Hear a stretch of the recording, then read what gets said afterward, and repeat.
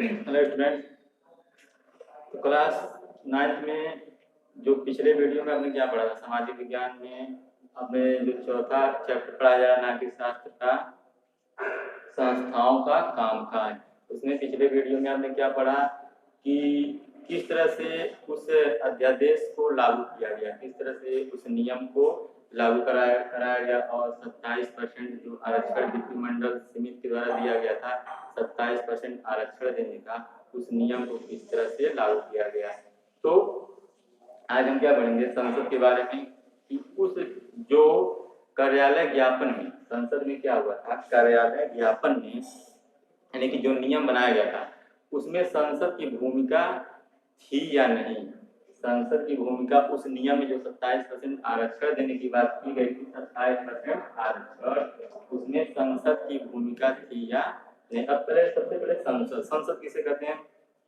भारत में जनप्रतिनिधियों की जो निर्वाचित जनप्रतिनिधियों की जो राष्ट्रीय सभा होती है, जनप्रतिनिधियों की निर्वाचित जो राष्ट्रीय सभा होती है उसी को क्या कहते हैं? संसद कहते हैं। जनप्रतिनिधियों द्वारा निर्वाचित राष्ट्रीय सभा को क्या कहते हैं? संसद कहते हैं। तो अब उस में संसद की भूमिका थी या नहीं, इस बारे में हम चर्चा करेंगे कि जो 27% अध्यादेश 27% छूट देने की बात की गई थी बैकवर्ड कास्ट को, यानी कि पिछड़ी जातियों को, शैक्षिक और सामाजिक और शैक्षिक दृष्टि से पिछड़ी जातियों को 27% आरक्षण देने की बात की गई थी। तो उसमें संसद की भूमिका थी या नहीं। देखिए, क्योंकि ये फैसला संसद ने नहीं किया था, ये फैसला जो किया गया वो संसद ने नहीं किया, लेकिन आपको लग सकता है ऐसा कि फिर भी जब संसद ने फैसला नहीं किया तो हो सकता है कि उसमें संसद की भूमिका नहीं थी। तो हम कुछ पॉइंट से जानने की कोशिश करेंगे कि इसमें संसद की भूमिका थी या नहीं। तो देखिए, जो मंडल आयोग की रिपोर्ट थी, पहला क्या था, मंडल आयोग की जो रिपोर्ट थी उसे उसकी चर्चा संसद में हुई थी।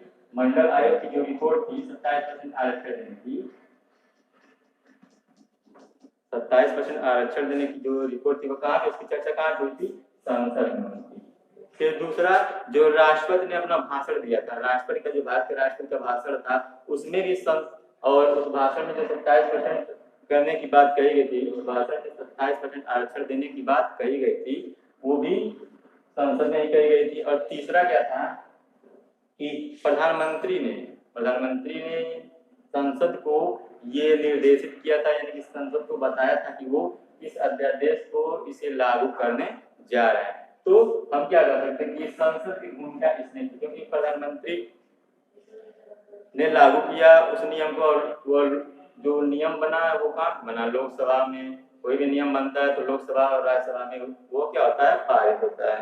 तो इससे हम क्या कर सकते हैं? इससे हम पूछ सकते हैं कि उसमें संसद की भूमिका रही होगी।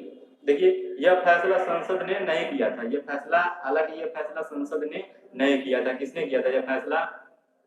लेकिन इस रिपोर्ट में हुई जो चर्चा, इस रिपोर्ट में जो चर्चा हुई थी वह सरकार की राय को प्रभावित करती थी। सरकार की जो राय थी उस राय को उस रिपोर्ट ने क्या किया? प्रभावित किया था। संसद ने नियम नहीं बनाया संसद का, लेकिन अप्रत्यक्ष रूप से संसद का भी उसमें हिस्सा था, और वो जो रिपोर्ट प्रस्तुत की गई थी उसमें सरकार को क्या किया? प्रभावित किया। और सरकार को वो जो 27% आरक्षण देने की बात कही गई, वो सरकार क्या हुई थी? अंततः वह दबाव में आकर वह फैसला उसे लेना पड़ा, यानी सरकार को फैसला लेना पड़ा कि उसे 27% आरक्षण देना होगा। हालांकि अगर सरकार या प्रधानमंत्री जो भी हो, सरकार अकेले वो फैसला नहीं ले सकती थी, जब तक कि जो सदस्य थे, लोकसभा के सदस्य, यानी कि बहुमत के आधार पर ही कोई भी फैसला लिया जाता है। तो अगर लोकसभा का सरकार के पास लोकसभा का समर्थन नहीं होता तो वह जो नियम लागू किया गया था वो नियम लागू नहीं हो पाता। तो हम क्या कर सकते हैं? हम कह सकते हैं कि जो नियम लागू किया गया उसमें सरकार के साथ साथ संसद की भी भूमिका थी, सरकार की भी भूमिका थी और उसके साथ साथ संसद की भी भूमिका थी, क्योंकि सरकार अकेले फैसला नहीं लेती, उसमें जो सदस्य होते हैं वे सदस्य मिलकर फैसला लेते हैं। अकेले कोई प्रधानमंत्री फैसला नहीं लेता है, क्योंकि लोकसभा में कोई भी फैसला लेना होता है, लोकसभा या राज्यसभा में उसको लोकसभा के साथ साथ राज्यसभा में भी उसको पारित कराया जाता है। तो हम क्या कर सकते हैं कि संसद की भूमिका इस फैसले में थी। अब अगला पॉइंट क्या है,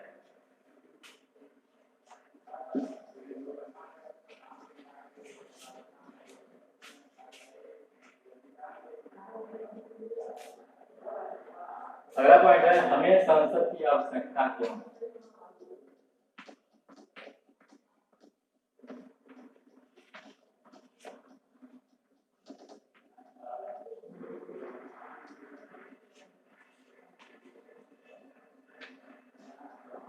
हमें संसद की आवश्यकता क्यों। देखिए हर लोकतंत्र में निर्वाचित जनप्रतिनिधियों की सभा, हर लोकतंत्र में जो निर्वाचित जनप्रतिनिधि होते हैं उनकी सभा को जनता की ओर से कुछ अधिकार मिले होते हैं। उन सभा को हर देश में, हर लोकतांत्रिक देश में जो निर्वाचित जनप्रतिनिधि होते हैं उन सभाओं को जनता की ओर से राजनीतिक अधिकार मिले होते हैं और वे उन अधिकारों का उपयोग जनता के लिए करते हैं। देखिए भारत में जो जनप्रतिनिधियों की सभा है, भारत में जनप्रतिनिधियों की जो राष्ट्रीय सभा उसी को क्या कहते हैं, संसद कहते हैं। भारत में जनप्रतिनिधियों की राष्ट्रीय सभा ये संसद कहलाती है और भारत में उसे संसद कहते हैं। भारत में जो जनप्रतिनिधियों की निर्वाचित सभा और राज्य स्तर पर उसे क्या कहा जाता है, विधानसभा।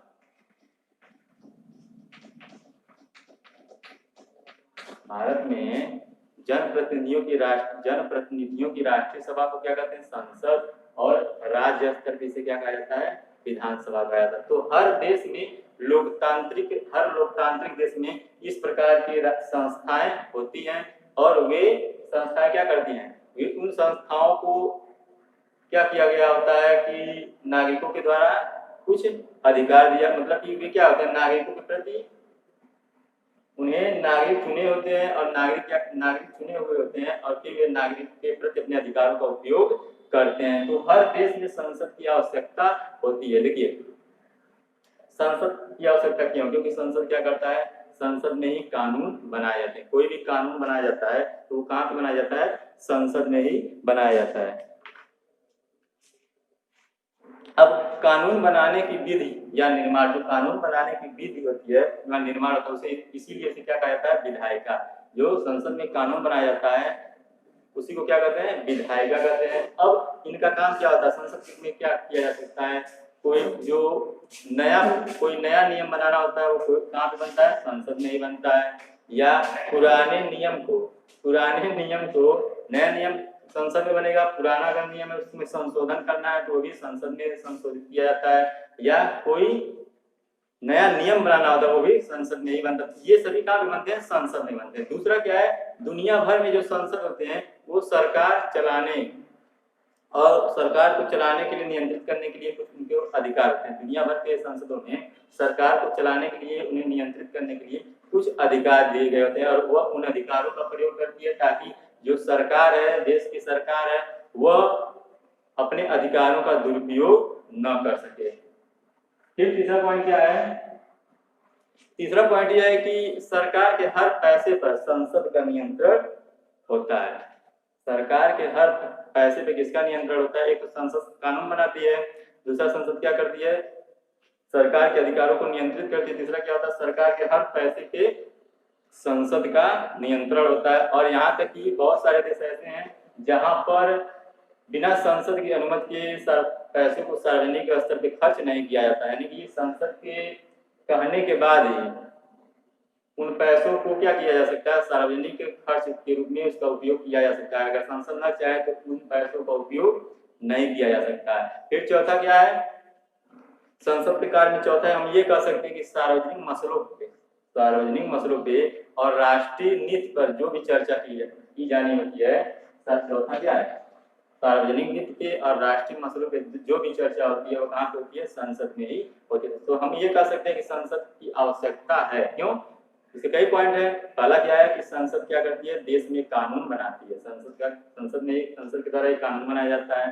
तो कानूनों का संशोधन किया जाता है। अगर कोई कानून संशोधित करने योग्य तो उसको संशोधित किया जाता है, नया कानून बनाया जाता है, या पुराने कानून को समाप्त भी किया जा सकता है। फिर क्या करती है, सरकार को नियंत्रित करती है। फिर तीसरा क्या है, यह सार्वजनिक जो पैसे पैसे से संबंधित जो बात होता है वो उसे क्या करती है, संसद के द्वारा, संसद के कहने पे सरकार उन पैसों को खर्च कर सकती है और उन पैसों पे संसद का नियंत्रण होता है। चौथा, राष्ट्रीय नीति या कोई अन्य सार्वजनिक मुद्दे पे बात करना होता है तो वो भी कहाँ होता है, संसद में ही होता है। तो हम क्या कर सकते हैं कि हर देश को संसद की आवश्यकता पड़ती है। अगर लोकतंत्र है, कोई भी देश लोकतंत्र है तो उन्हें संसद की आवश्यकता पड़ेगी।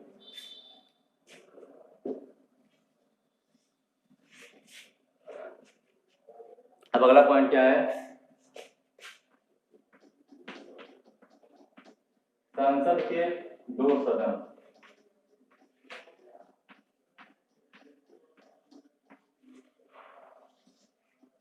संसद के दो सदन, देखिए आधुनिक लोकतंत्र यानी कि जितने भी देश में लोकतंत्र है, आधुनिक समय में जितने भी देश में लोकतंत्र है, वहां पे संसद को दो भागों में बांट दिया गया। संसद एक महत्वपूर्ण भूमिका निभाती है। उन लोकतांत्रिक देशों में संसद क्या करती है, महत्वपूर्ण भूमिका निभाती है, इसलिए उन्हें दो भागों में क्या किया गया है, बांट दिया गया है। और उन्हें हम क्या करते हैं, उन्हें हम चेंबर या सदन कहते हैं। संसद को ये दो भागों में बांटा गया है, उसी क्या कहते हैं, चेंबर या क्या कहते हैं, संसद को दो भागों में बांटा गया। अधिकांश लोकतांत्रिक देशों में संसद को दो भागों में बांट दिया गया, उसी को क्या कहते हैं, चेंबर या सदन कहा जाता है। तो देखिए हमारे देश में दो सदन है। हमारे देश में कितने सदन है, भारत में संसद को दो भागों में बांटा गया है। पहला क्या है, राज्यसभा,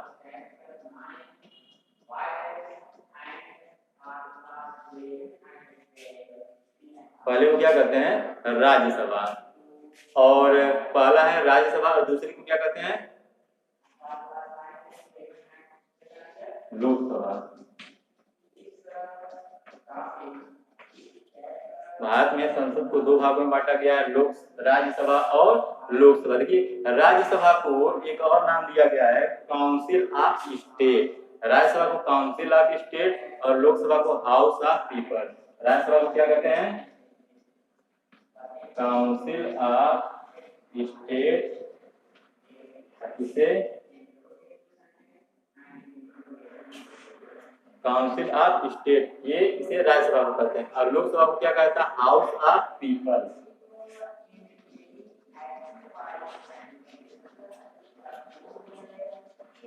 राज्यसभा को कहते हैं काउंसिल ऑफ स्टेट और लोकसभा को क्या कहते हैं, हाउस ऑफ पीपल। अब ये है कि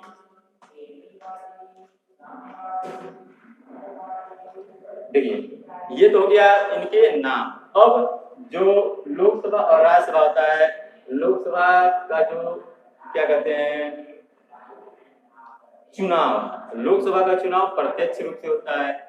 लोकसभा का चुनाव कैसे होता है, प्रत्यक्ष रूप से, यानी कि आम आदमी उसमें वोट देता है।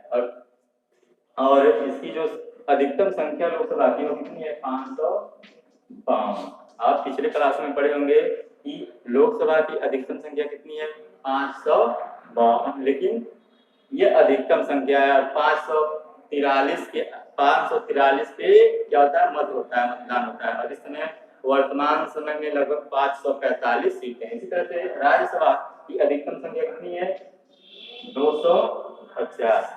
राज्यसभा के सदस्यों की अधिकतम संख्या 250। देखिए और जो राज्यसभा का चुनाव है, लोकसभा का चुनाव जनता के द्वारा होता है। इसके उम्मीदवार जो होते हैं वो जनता के प्रति उत्तरदायी होते हैं, अपने जनता के लिए काम करते हैं, उनके प्रति उत्तरदायी होते हैं। कोई भी फैसला लेंगे तो वो जनता के प्रति उत्तरदायी होंगे। जबकि राज्यसभा जो अप्रत्यक्ष रूप से चुना जाता है, इनका काम मुख्य क्या होता है, इनका काम मुख्य होता है राज्य से संबंधित, क्षेत्र या राज्य के हितों का ख्याल रखना। ये राज्यसभा का काम होता है, जिनकी अधिकतम संख्या कितनी होती है, 250। अब ये जो राज्यसभा है,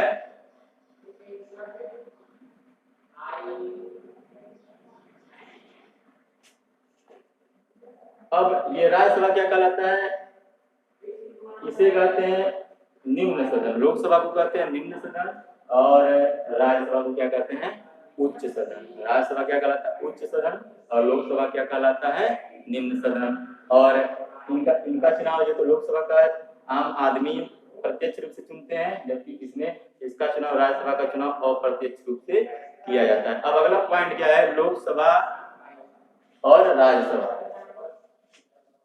इसी को हम आगे पढ़ेंगे। लोकसभा और राज्यसभा जो है उसमें क्या अंतर है, ये कह सकते हैं कि लोकसभा और राज्यसभा में क्या अंतर है।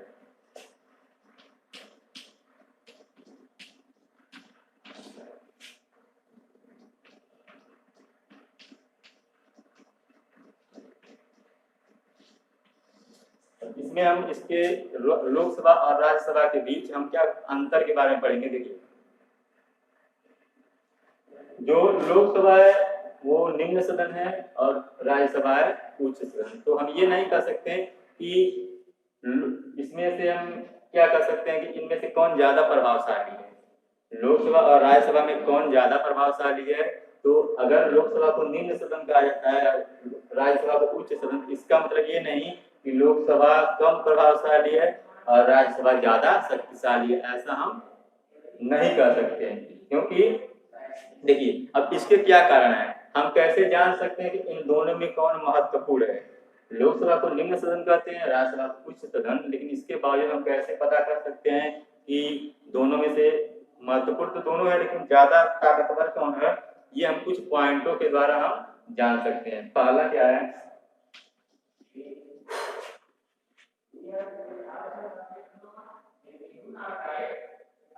किसी भी सामान्य कानून को पारित करने के, जब कोई भी कानून बना होता है, कोई भी कानून बनता है, तो उसमें लोकसभा और राज्यसभा दोनों का निर्णय शामिल होता है। यानी कि कोई भी कानून बनेगा तो कैसे बनता है, लोकसभा में पहले पारित हो जाता है, 2/3 बहुमत के बाद लोकसभा में पारित होगा, फिर उसे राज्यसभा में ले जाया जाता है। अगर राज्यसभा में वो पारित हो जाता है तो और उसके पश्चात राष्ट्रपति अपना समर्थन दे देता है तो वह नियम बन जाता है। लेकिन अगर लोकसभा और राज्यसभा में विवाद हो जाए, यानी कि लोकसभा उस नियम को पारित कराना चाहे, उसका समर्थन हो, लेकिन राज्यसभा का ना हो, यानी कि विवाद उत्पन्न हो जाए, तब क्या किया जाता है, तब संयुक्त अधिवेशन बुलाया जाता है। लोकसभा और राज्यसभा का संयुक्त अधिवेशन बुलाया जाता है और फिर वहां पे क्या होता है, वहां पर लोकसभा का जो मत होता है उसको ज्यादा, मतलब उसका नियम बनने की संभावना ज्यादा होती है। क्यों? क्योंकि लोकसभा के सदस्यों की संख्या ज्यादा होती है, राज्यसभा के सदस्यों की संख्या कम होती है। तो जब संयुक्त अधिवेशन बुलाया जाएगा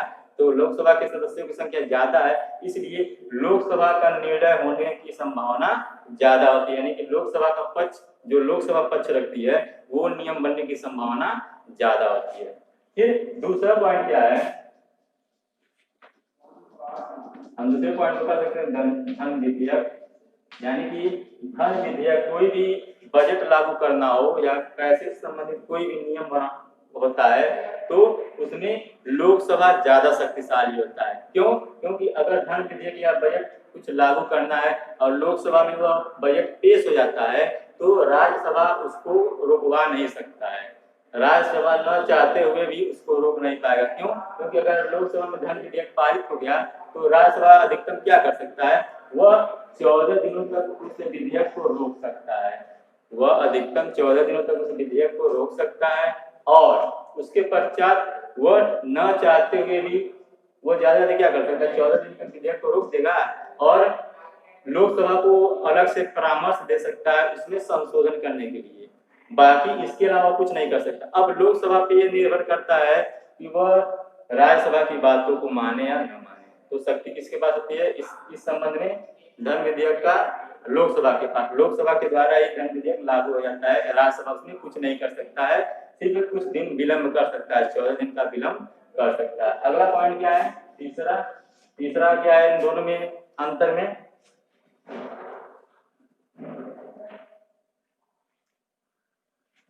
लोकसभा मंत्रिपरिषद को क्या करता है, नियंत्रण करता है।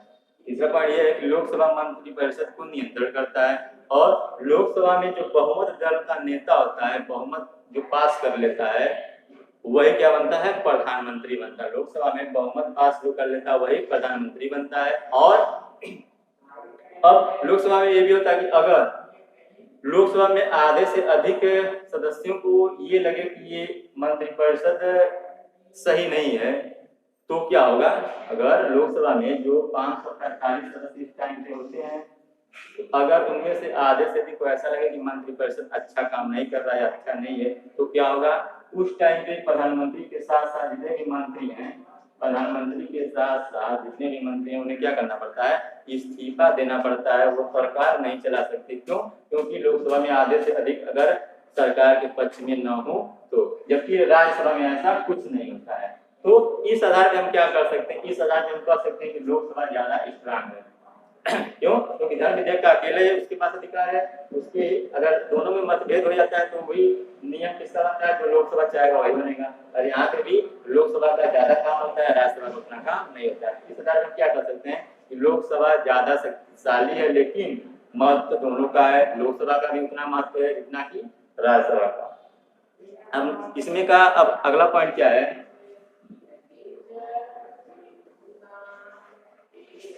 राजनैतिक कार्यपालिका।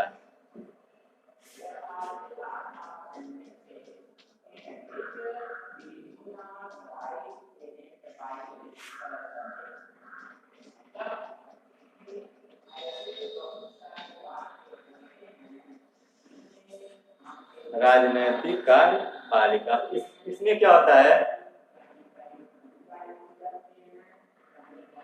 देखिए आप पिछले वीडियो में क्या पढ़े थे, पिछले वीडियो में पढ़े होंगे कि किस तरह से एक व्यक्ति ने उस दस्तावेज पर हस्ताक्षर किए थे जिसके बाद वह कानून बन गया 27% आरक्षण देने का।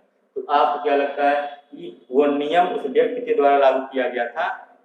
नहीं किया गया था। वो नियम व्यक्ति ने लागू नहीं किया था। उसने तो अपने ऊपर के मंत्री की बातों के हिसाब से उनके निर्णय को उसने क्या किया था, लागू किया था। उनके निर्णय को, जो निर्णय पहले से कर चुके थे कि वह नियम बनेगा, उसने सिर्फ हस्ताक्षर करके अपना क्या किया, क्या कहते हैं कि अब उसने सिर्फ हस्ताक्षर किया और वह नियम तो बनना ही था, क्योंकि उसके ऊपर के मंत्री उस नियम को बनाने के पक्ष में थे। यानी कि हम ये कह सकते हैं कि उसमें हाथ किसका था, ज्यादातर प्रधानमंत्री का हाथ था, क्योंकि प्रधानमंत्री का ज्यादा उसमें आता। और क्योंकि लोकसभा संसदीय चाहती थी, लोकसभा के सदस्य चाहते थे कि वह नियम बने, 27% आरक्षण दिया जाए, इसलिए वह नियम बना। अगर वो नहीं चाहते तो वो नियम बनता नहीं बनता। तो इसी तरह से किसी भी सरकार के स्तरों पर ऐसे अधिकारी होते हैं, किसी भी सरकार के स्तर पर ऐसे अधिकारी होते हैं और इन अधिकारियों को कार्यपालिका कहा जाता है। यानी कि ऐसे अधिकारियों को ही, जो सरकारी स्तर पे होते हैं, सरकार के विभिन्न स्तरों पे ऐसे अधिकारी होते हैं जो उस प्रकार के सरकार के काम में अपना हाथ बटाते हैं, उसमें काम में अपना हाथ बटाते हैं, यानी कि उनका हेल्प करते हैं। तो उन्हीं को क्या कहते हैं, कार्यपालिका। यानी कि सरकार से संबंधित, सरकार के स्तरों, विभिन्न स्तरों के जो अधिकारी होते हैं, जो काम करते हैं, उन्हीं को कार्यपालिका कहा जाता है। और जो कार्य रूप उन दस्तावेजों के, उन फैसलों को कार्य रूप देने के कारण इन्हें क्या कहा जाता है, कार्यपालिका कहा जाता है। यानी कि उन अधिकारियों को कार्यपालिका कहा जाता है जो सरकार के निर्णयों में शामिल होते हैं, यानी कि उनका सहयोग करते हैं। वे सभी क्या कहलाते हैं, कार्यपालिका के अंतर्गत आते हैं। अब इसमें एक और पॉइंट है कि राजनीतिक जो और अस्थायी कार्यपालिका।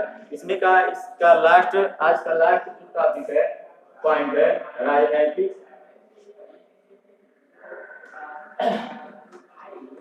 राजनीतिक और अस्थायी कार्यपालिका।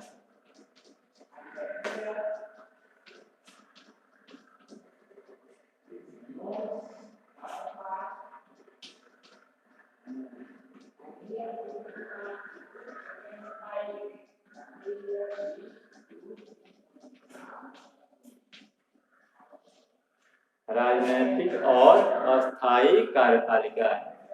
देखिए किसी भी लोकतांत्रिक देश में कार्यपालिका के कितने भाग होते हैं, 2 भाग। किसी भी लोकतांत्रिक देश में कार्यपालिका के 2 भाग होते हैं। एक होता है राजनीतिक कार्यपालिका और दूसरा क्या होता है, अस्थायी कार्यपालिका। के मामले में किसे कहते हैं, सरकार का सहयोग करने वाले अधिकारी, सरकार के कामों में सहयोग करने वाले उन अधिकारियों को ही कार्यपालिका कहा जाता है, जो उन दस्तावेजों को, उन फैसलों को कार्य रूप प्रदान करते हैं। यानी कि कार्य रूप देने के कारण उन फैसलों में, उन दस्तावेजों में, उन नियमों कानूनों को कार्य रूप देने के कारण इन्हें कार्यपालिका कहा जाता है। यानी कि सरकार के साथ ये शामिल होते हैं, सरकार के कामों में ये अधिकारी शामिल, उन अधिकारियों को ही, सरकार का जो सहयोग करते हैं उन अधिकारियों को ही हम क्या कह सकते हैं, कार्यपालिका कह सकते हैं। तो जो कार्यपालिका के कितने प्रकार होते हैं? 2 प्रकार, एक राजनैतिक कार्यपालिका और एक अस्थायी कार्यपालिका। अब देखिए, राजनैतिक कार्यपालिका का मतलब क्या होता है कि ये जो होते हैं वो जनता के द्वारा निश्चित टाइम के लिए चुने जाते हैं। जो राजनैतिक कार्यपालिका होती है वो जनता के द्वारा एक निश्चित टाइम के लिए चुने जाते हैं। यानी कि हम क्या क्या कर सकते हैं, मंत्री, जो लोग मंत्री होते हैं, मंत्री हो गए, प्रधानमंत्री हो गए या अन्य नेता हो गए, जो जनता के द्वारा चुने जाते हैं, निश्चित टाइम के लिए भी चुने जाएंगे, तो वे राजनैतिक कार्यपालिका में आते हैं। यानी कि ये निश्चित, इनका जो पद होता है वो निश्चित नहीं होता है। यानी कि 5 साल के लिए चुना जाएगा और हो सकता है कि अगले बार ये चुनाव हार गए तो ये अपने पद से हट जाएंगे। तो ये राजनीतिक कार्यपालिका इन्हें कहते हैं जो निश्चित टाइम के लिए जनता के द्वारा चुने जाते हैं। जबकि अस्थायी कार्यपालिका, इसका उदाहरण क्या है? मंत्री। मंत्री जो नेता होते हैं वही इसका उदाहरण। अब अस्थायी कार्यपालिका क्या है?